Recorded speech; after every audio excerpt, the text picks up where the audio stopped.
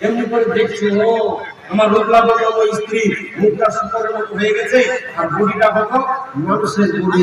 মুখটা যদি একবার জিনিস ভাই ওকে আর রাখবে ও ছিল সুন্দরী হয়ে গেল রোগলা বর্ণময়ী। এটা বড় ভাই খুশি আমাকে বলে খাবে এমন করে লাত মারলো ঘোড়া থেকে ফেলে দিয়ে ভাই ঘোড়া ছুটে পালিয়ে যেতে লাগলো।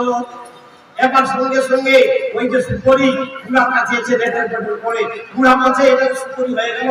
আমি দোয়া করলাম আমার দোয়া করবেন ভাইরা আমার কি করবে ওইখানে আছে তার ছেলেটা বাড়িতে এসেছে তার ছেলেটা লেখাপড়া করছিল ও ভাইরা এলো আসার পর সব কিছু শুনলো যে কি ওর বলি বেটা এটা তোর মা এই দুয়ার কারণে এটা হয়ে গেছে।